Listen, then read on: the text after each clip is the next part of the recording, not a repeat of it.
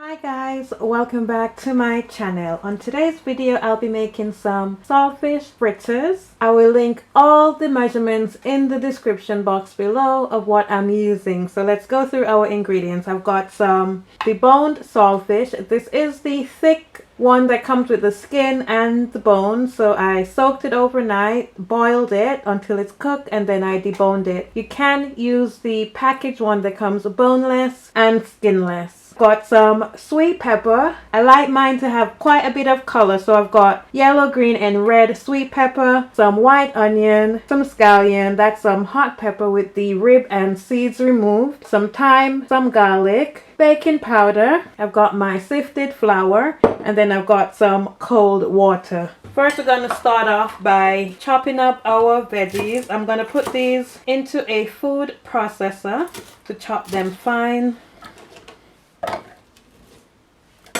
You can chop these by hand. You can chop them as fine or as chunky as you want. We've got all of our seasonings. Gonna add our thyme. I've just got like a grater here. I'm just going to strip it by pulling it through a small grater.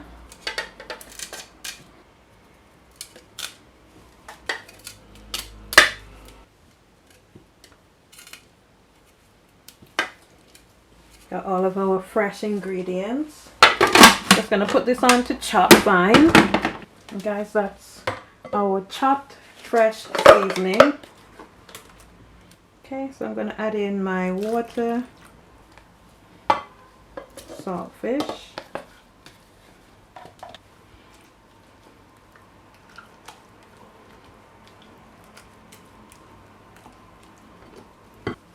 our flour, and our baking powder.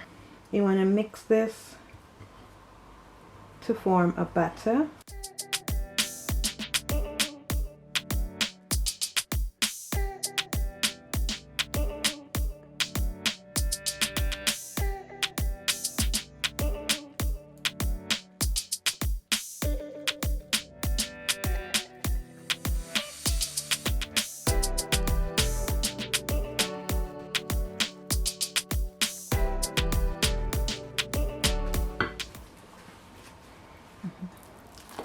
That's our batter. This is meant to be a wet batter, guys. Not like dumpling. You don't want it to be a dough. Normally, my family makes these. My mom uses the 2-spoon method, but not today. I don't have time for that. I'll be using a small cookie scoop to form these. Less work. So we're just going to let it sit for a few minutes just to activate the baking powder, and then we'll go over and fry these up. Guys, our batter has been sitting for a few minutes. I'm not gonna add any salt because I use the thick saltfish. It is saltier than using that thin boneless one. So I'm just gonna add some black pepper to this. Got my pan just heating up. We're gonna go and fry these. Got our oil here. That's our batter, and I'll be using a small cookie scoop. You can use the method with the 2 spoons to form them into a ball, or you could just use a normal spoon just to drop them in if you want them flat. Okay, to do this, just gonna take like a scoop, make sure it's smoothed out. I'm just gonna drop them in.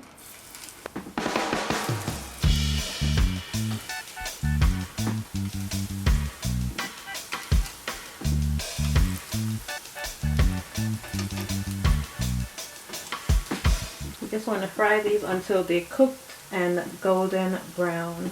This is already turning brown. I can already see it. So we're just going to flip it.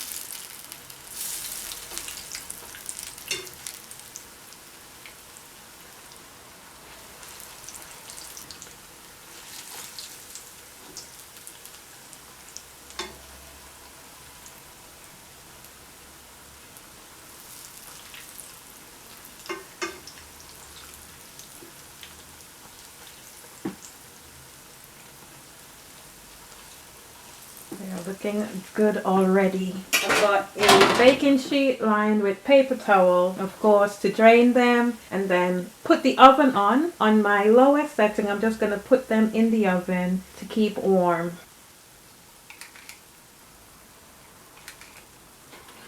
Sometimes you'll find that they'll start sticking together, but that's okay. They separate fairly easily.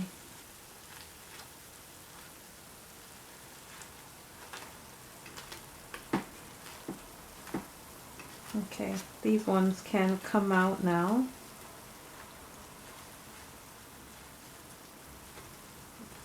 Just want those to brown a little bit more.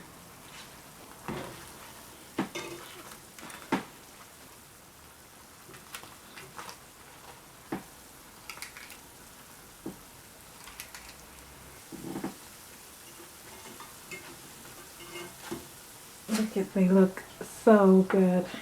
We are on our last batch. We don't have that much left to fry.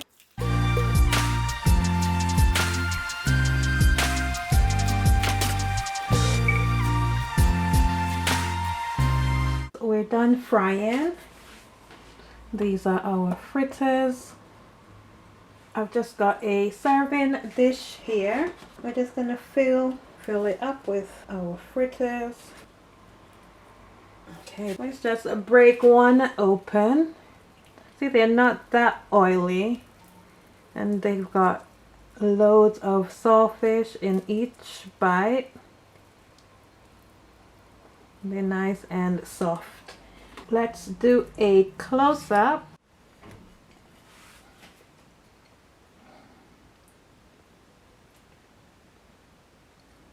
Remember, you can add salt or any seasoning if you want. This saltfish I use is a thick saltfish, so it is saltier than the boneless one. So I opt for the salt because I don't want them too salty. And look guys, loads of saltfish inside. That's my take on Caribbean saltfish fritters.